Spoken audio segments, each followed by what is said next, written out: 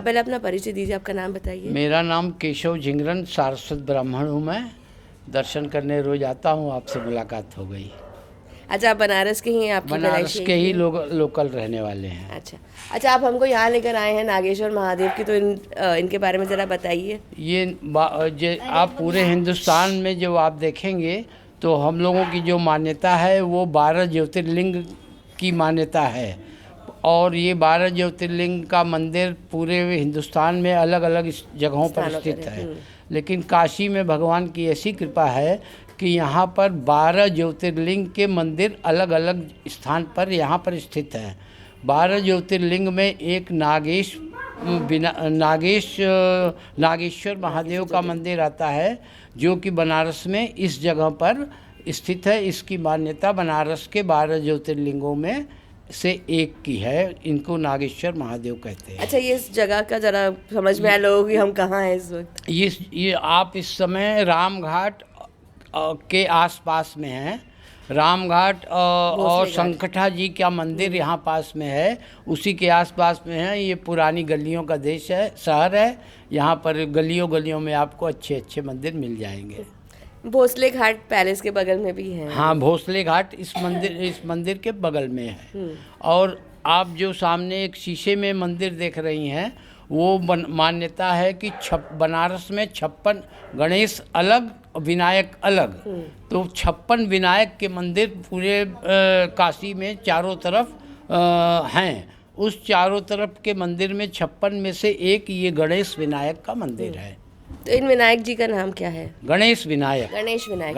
अच्छा, और जो आप बता रहे थे नागेश विनायक है, ठीक है। तो नागेश विनायक है। और जो आप बता रहे थे कि जो नागेश्वर ज्योतिर्लिंग है, उनके लिंग पर जो रुद्राक्ष की पिंडियाँ बनी हैं। ये जो आपने देखा होगा कि ये जो पूरा ज्योतिर्लिंग है कितना बड़ा है।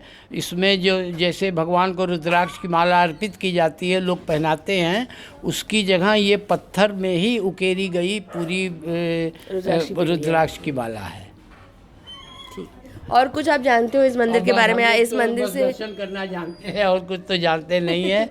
हाँ, हम बैंक में काम करते थे, रिटायर हो गए, तब से ये दर्शन पूजा करते हैं। बट ऐसी कोई मान्यता है इस मंदिर को लेकर कि लोग खास आते हो कोई एक विशेष पूजा कराने या ऐसा? हाँ, हम रुद्राभिषेक कराने के लिए जो जिनकी इच्छा होती है वो आते हैं, कराते हैं। ऊपर पंडित जी रहते हैं, वो मंदिर खोल के बैठा के पूरा दर्शन कराते हैं, रुद्राभिषेक कराते हैं।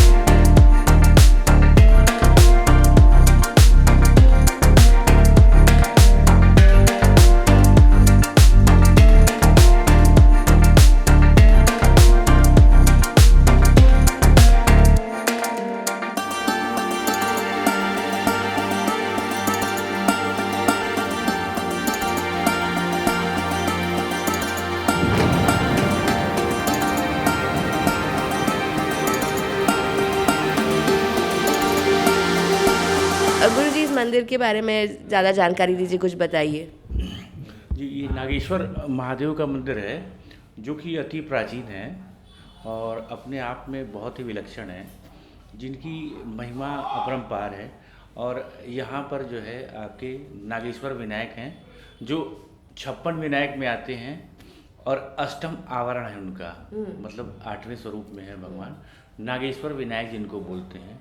तो जिनका 56 विनायक में जो दर्शन होता है, वो आंध्रा, मद्रास, कर्नाटका से अनेक तीर्थयात्री यहाँ पे आते हैं और उनका जो है विशेष दर्शन करते हैं। और 56 विनायक का आपका जत्था भी चलता है, जो कि विशेषकर चतुर्थी है या जो है गणेश चौथ वगैरह को, जो कि भगवान का दर्शन का लाभ लेते हैं। और 12 ज्योतिर्लिंग में बाबा नागेश्वर हैं जो कि अपने आप में ही विलक्षण स्वयंभू हैं। तो बाबा की महिमा अपरंपार है समझ लीजिए। और यह समझ लीजिए यहाँ पर नाग दोष जिनको भी होता है किसी भी प्रकार का सर्प दोष, वैसे 56 प्रकार के सर्प दोष होते हैं जिसमें मुख्य 12 हैं, उसमें भी अष्टकुल 9 नाग उनका यहाँ विधि विधान करा जाता है।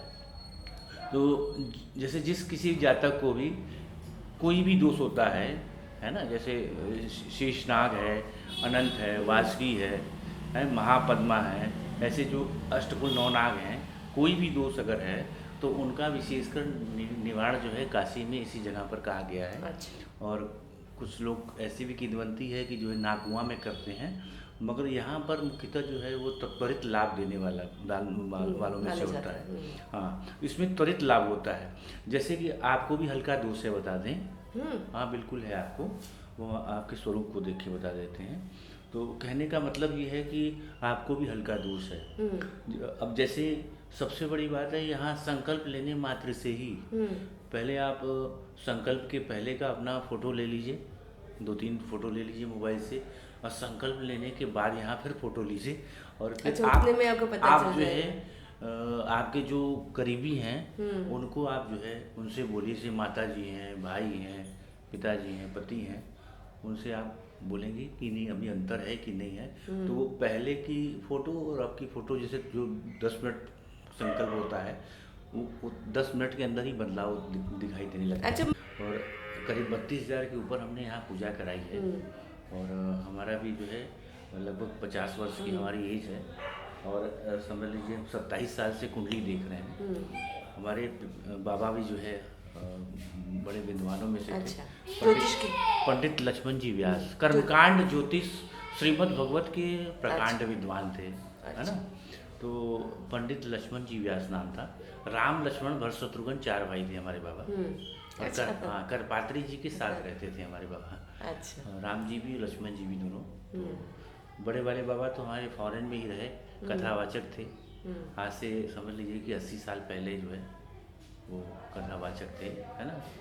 अच्छा, इनको नागेश्वर ज्योतिर्लिंग का स्वरूप क्यों माना जाता है? देखिए, जो नाग रूप में समझ लीजिए यह कहा जाता है कि जो है एक नागेश्वर आपके गुजरात में है और काशी में एक है। तो काशी में जो विशेषकर इन्हीं को मानते हैं, और मानते क्या है कि प्रत्यक्ष रूप में ही है जो है, क्योंकि ऐसा कहा जाता है कि पहले आज से 100 वर्ष पहले कोई जो है यहाँ पे कहीं कोई रोड वगैरह नहीं थी जी, है ना।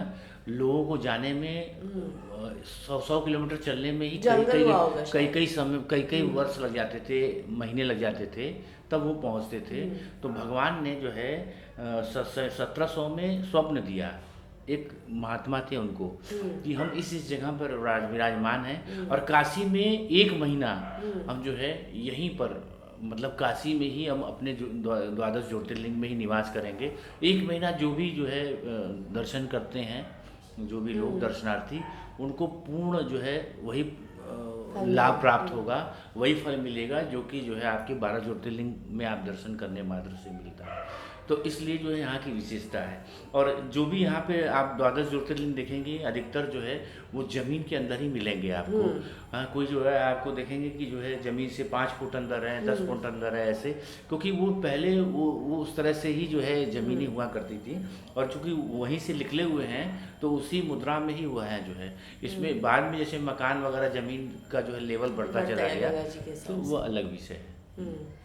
और यहाँ जैसे पूजन जो भी व्यक्ति कराता है उसको तत्काल फल मिलता है। मतलब जो है जो जन्म जन्मांतर से अभागापन जिनको होता है, नाना प्रकार से वो पीड़ित होते हैं, माता पिता पत्नी पैसा या बच्चा, कोई एक दोष अवश्य होता है, जिनको भी दोष होता है तो उसका 1 साल के भीतर जो है तत्काल लाभ उनको दिखाई देता है। अच्छा। हाँ, ये मतलब हम ऐसे नहीं कह रहे हैं, उनको लिख के दे देंगे हम जो है, हस्ताक्षर करके टाइम और डेट डाल के। आपको बता दें, हम जो आपको कह रहे हैं उसमें 6 अक्षर है, सत्य है। तो वह जो है जैसे कि यहाँ बैठने मात्र से, 1 लोटा जल चढ़ाने मात्र से ही दोष अपने आप क्षीण होने लगता है, तत्काल बता रहे जिनको भी दोष होता है। और अकेले नहीं हैं, ऐसे ऐसे भी लोग आए हैं कि हम जिनकी चर्चा नहीं कर पाएंगे, कि जो कि प्रशासन के बड़े बड़े जो अच्छा, लेवल पे अधिकारी हाँ बैठे हुए लोग, तो वह भी जो है जैसे ही आए उनको बाबा का लाभ मिला। समझ लीजिए कि यहाँ ध्यान मात्र करने से ही जो है बहुत ज़्यादा लाभ महसूस होता है। बाबा का ध्यान है जो है छोटा सा, जो कि हम बोलना चाहेंगे थोड़ा, तो वो जैसे आँख बंद करके एक लोटा जल चढ़ाने के बाद जो है आप मन में स्मरण करते हैं और जो है यह ध्यान बोलते हैं, तो उससे भी बहुत लाभ होता है।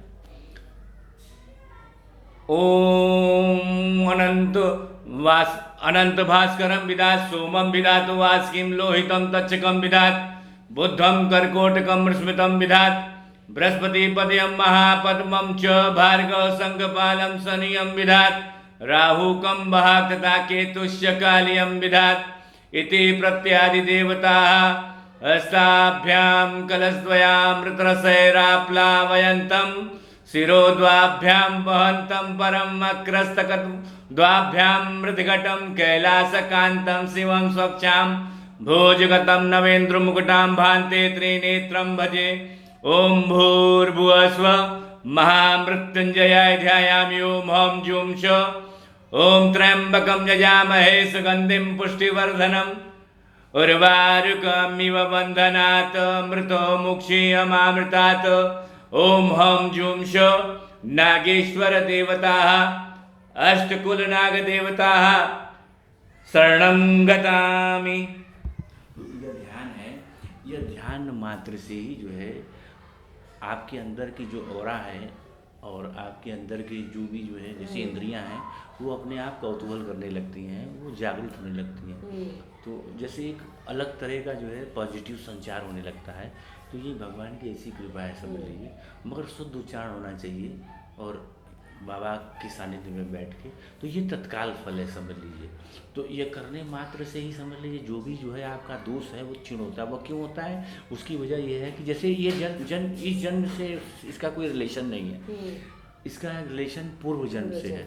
पूर्व जन्म में अगर किसी को भी जाने अनजाने में समय के अभाव में किसी अपने प्रिय की किसी की मनोकामना पूरी नहीं कर पाए, उन्होंने कहा कि हमको हमारे मुक्ति के बाद जो है हमारा संस्कार यहाँ करिएगा आप, या मेरी इच्छा है कि आप जो है यहाँ जाके यह काम करें, वो आपने कहा ठीक है हम कर देंगे, और उनका वो कार्य समय के अभाव में कह लीजिए या किसी कारणवश जो आप नहीं कर पाए, तो अब वह जो है लालसा लेके जब वो गए तो उनकी आत्मा तृप्त नहीं हुई, नाना प्रकार से प्रेत योनि में भटकते रहे।